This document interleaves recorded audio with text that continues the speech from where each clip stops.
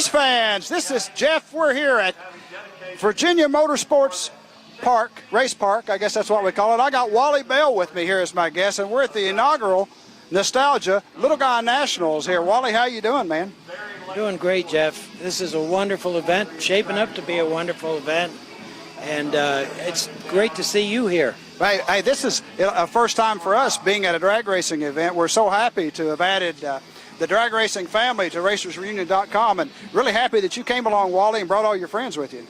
Well, thanks, Jeff. You know, I want to compliment you not only on the Drag Racers reunion site, but the oval track. I'm an old NASCAR fan, and back in the day, we were NASCAR drag racers. So we actually used to get treated pretty good when we went to Daytona for the Winter Nationals, and just before you and I ran into each other, I was talking to Steve LeSueur, whose father Frank was a major part of our drag racing career in the 60s and 70s, and like I said, NASCAR was a big part of it.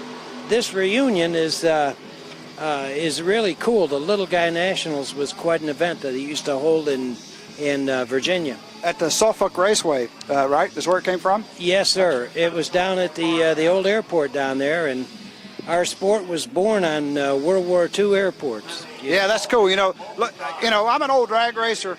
I did it the illegal way on the street back in the day. You know, I can talk about that now, right?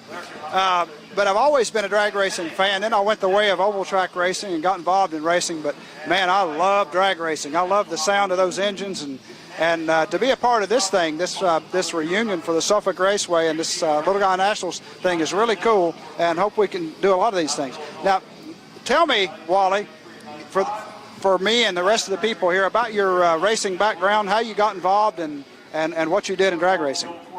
Well, Jeff, believe it or not, it all started for me in my hometown of Owego, New York. And they were holding drag races. The very first time they were holding drag races on the front straightaway at the real famous old track called Shangri-La Speedway. And I went down there with my 57 Chevy, and I was 16 years old, and entered the car and kind of looked at what you had to do and so on, and the sport was pretty new, you know, and the sport was probably only about 10 years old then, and so anyway, we did pretty well that day, and won a trophy and beat the other cars, and like you, I had done some things on the highway I shouldn't be doing, and I always wanted to be an IndyCar driver. That's what I dreamed of doing when I was a kid, and I knew the steps. You know, I had to go through the sprint cars and stock cars and then on to Indy. Well, that changed my life. I decided to be a drag racer, and I liked it, and went the following day to a quarter-mile track about 100 miles away, and 38 years later, I stopped. That's pretty cool. Now, tell me about, when you think about racing then and racing now, how do you feel about the sport and how it's changed and how it is today? Well, you know, it's great, Jeff. In one way, my end of the sport, I was very, very fortunate. From the mid-'80s through 2001, I raced a pro modified car, and I was fortunate enough to, and simply stated, they were the doors open and close, and everything else is pretty much run what you brung.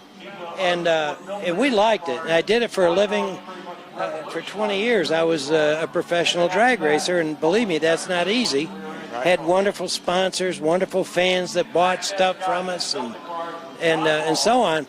But what in other words, I see it pretty healthy, because there are organizations now. For an example, the ADRL, American Drag Racing League.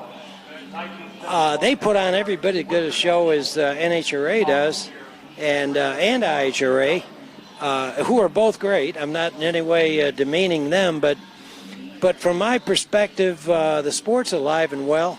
John Force has put a great face on it. I don't care. I'm not the brightest sales and marketing mind, but I've made my way in the world, and I sure like what he's done. He's carried that torch to another level, and Yeah, I don't mean to be so lengthy. Drag racing's pretty good today, I think.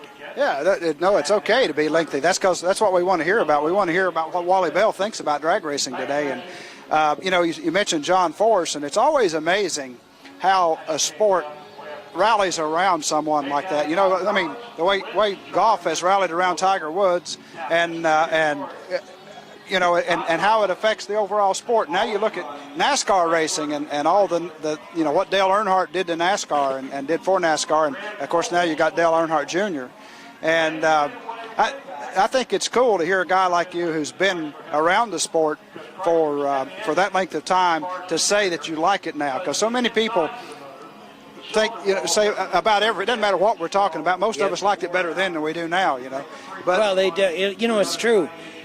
People that say it was better then, it was, and all that, it was certainly different in some ways. Yep. It's safer, it's faster, it's better, it's a better show. I know as a guy that watches the NASCAR races, it's phenomenal to see what they're doing today. Yeah, I'll always love David Pearson. I'll always love Cale Yarborough and Bobby Allison.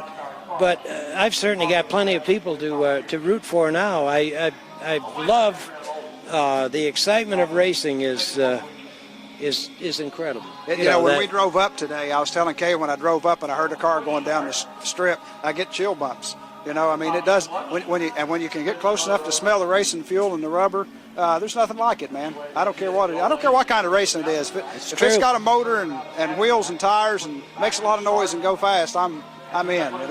It's really amazing. I'm very fortunate that my wife was a wonderful partner through some really unique years, because truly it's like the great Frank Sinatra's song, "That's Life." Because, man, I would be riding high in April and shot down in May. I mean, these engines nowadays, as a drag race, I'm really proud to say that we have made motorsports cost a lot more money. Yeah. Because back in the day, some great drivers that would go out and compete on oval tracks ran stock engines. Well, when they realized that drag race engines made a lot more power and they would live, it was Katie bar the door, and I know in my case, I was fortunate to have, from the very beginning, I had a lot of help from older, wiser people, and my dad was a great guy, and he encouraged me to seek out people with knowledge. And nowadays, you better seek out computers with knowledge. No kidding. It's amazing, isn't it?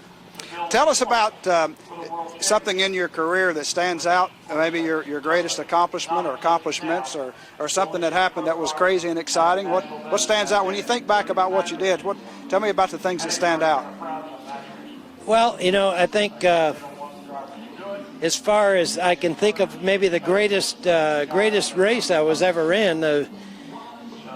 To me, I mean, we were fortunate enough to be in some real dandies over the years, a lot of really good ones. But we were in 1996 up in Maryland International Raceway, one of the great drag strips around here, equal to, like this kind of facility like Virginia Motorsports Park is.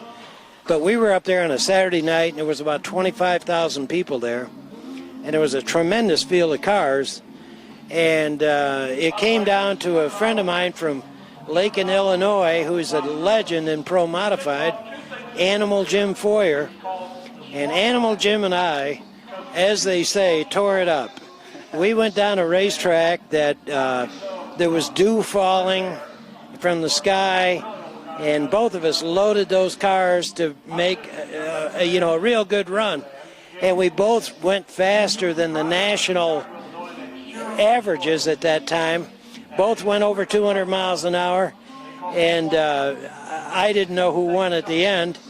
I didn't win, but it was so close I didn't know it. But there were people that were in tears after that race, and I felt it. And I don't know, it sounds kind of mushy, but I remember that one very fondly. I think the other thing in my life that in 2007 being inducted in the York US 30 Legion of Honor, and then last year, 2008, I was inducted in Henderson in the East Coast Drag Times Hall of Fame. That really makes me feel good, I just want to live long enough now, so maybe the pro mod recognition will come around. Hey, I hope so, man. You certainly deserve it. That's for sure.